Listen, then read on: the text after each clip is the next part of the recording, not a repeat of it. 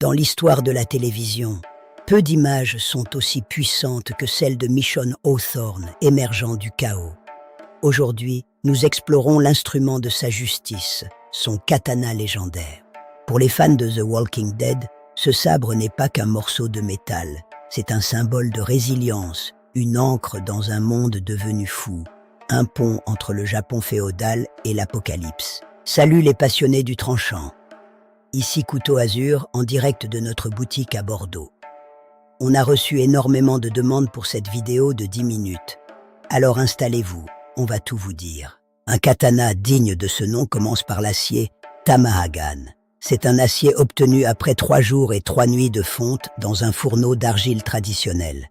Une alchimie sacrée. Le forgeron trie ensuite les fragments selon leur teneur en carbone. Seuls les meilleurs seront sélectionnés pour constituer le cœur et l'enveloppe de la lame. C'est la base de la solidité. En pliant l'acier 10 fois, on obtient 1024 couches. Ce n'est pas seulement pour le style. Cela uniformise le carbone et élimine les impuretés pour une lame homogène et indestructible. Regardez de près, ce grain le hada raconte l'histoire du forgeron.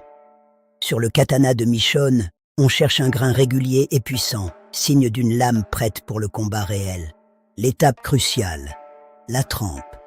L'argile est appliquée différemment sur le dos et le tranchant.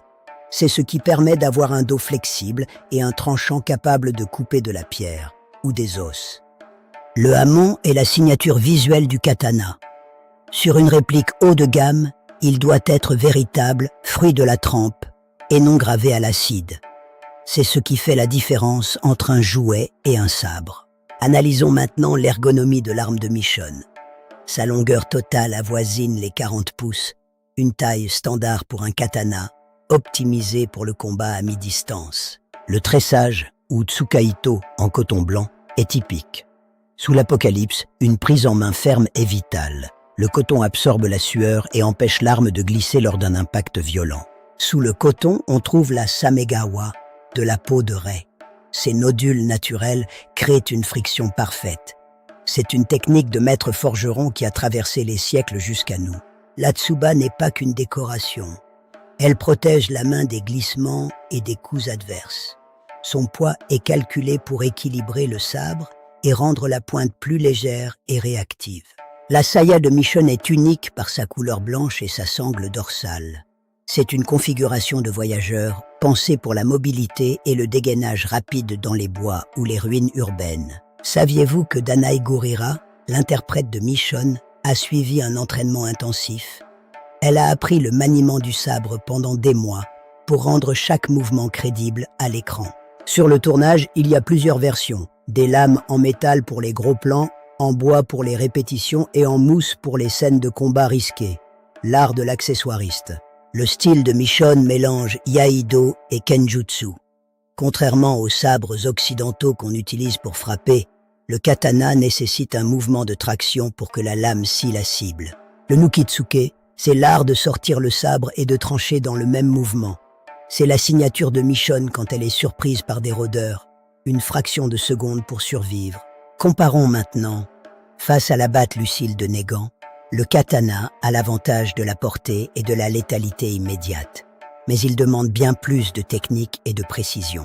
L'arbalète de Daryl est discrète, mais Michonne n'a jamais besoin de récupérer ses munitions.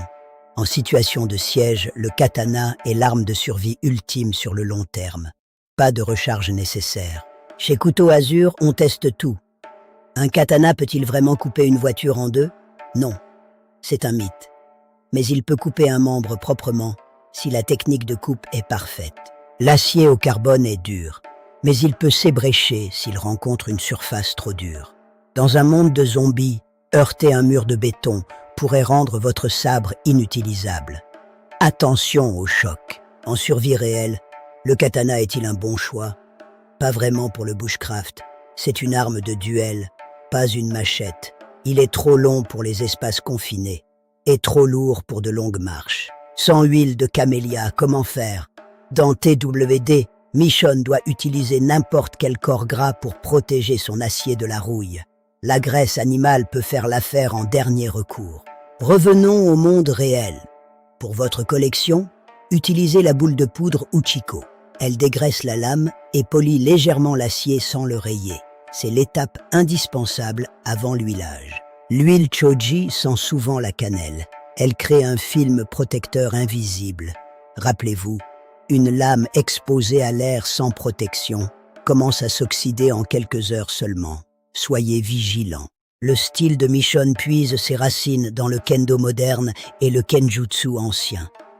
C'est une discipline mentale autant que physique. Le sabre devient une extension de la pensée. Le zanshin, c'est l'état de vigilance constante après une attaque. Michonne l'incarne parfaitement. Elle ne baisse jamais sa garde, même quand le rôdeur est à terre. C'est ce qui la garde en vie. Dans les comics de Robert Kirkman, Michonne est apparue de la même manière. Le design du sabre est resté extrêmement fidèle, signe de son importance visuelle pour l'identité du personnage. Aujourd'hui, le katana de Michonne est partout.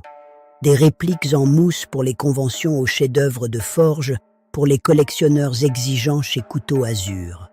Une passion qui nous unit. Le voyage ne s'arrête pas. Dans les nouveaux spin-offs, le katana continue de trancher les obstacles. Michonne prouve que l'art du sabre est intemporel, même dans un monde qui s'écroule. Attention aux arnaques, une lame en acier inoxydable est faite pour la décoration uniquement. Pour un sabre fonctionnel, cherchez l'acier au carbone forgé à la main, comme on en propose chez Couteau Azur. Vérifiez toujours que la soie est traversante. C'est ce qui empêche la lame de s'envoler lors d'un coup. La sécurité avant tout, surtout si vous pratiquez la coupe sur tatami. Au-delà de la mort qu'il donne, le sabre est ce qui permet à Michonne de rester saine d'esprit. C'est son encre. Sans lui, elle serait redevenue cette ombre solitaire du début. L'arme sauve l'âme. Michonne Hawthorne et son katana ont redéfini la figure du héros moderne. Une force tranquille, une technique implacable et un cœur qui refuse d'abandonner. Une véritable inspiration. Merci d'avoir passé ces 10 minutes avec nous sur Couteau Azur. On espère que cette exploration profonde vous a plu. N'oubliez pas de nous rendre visite à Bordeaux ou sur notre site. À bientôt, restez affûtés. Approfondissons la comparaison. Dans le comic original de Charlie Adlard, le katana est représenté avec une courbure plus prononcée, presque comme un tachi médiéval. La version série est plus proche d'un katana de l'ère Edo, plus droit et maniable. Depuis 2012, l'intérêt pour les katanas fonctionnels a explosé. Michonne a fait découvrir à toute une génération la différence entre une lame de décoration et un véritable outil forgé. Les forgerons du monde entier ont vu les commandes de répliques blanches affluer. Le katana porte en lui la philosophie du Bushido.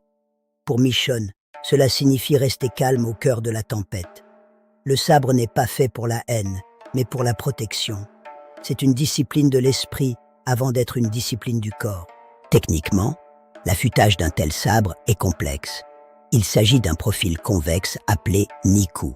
Cela permet à la lame de ne pas rester coincée dans sa cible, une caractéristique essentielle quand on doit enchaîner les coups contre plusieurs rôdeurs. Dans le spin-off The Ones Who Live, le katana est toujours là. Il a survécu à des années de combat, de pluie et de sang. C'est le témoin silencieux de l'amour de Michonne pour Rick. Il est devenu la clé de leur survie commune. Pour finir, posséder un tel sabre, c'est posséder un morceau d'histoire et de fiction. C'est un rappel constant que même dans les moments les plus sombres, on peut trouver un outil pour se forger un avenir. C'est ça, l'esprit Couteau Azur.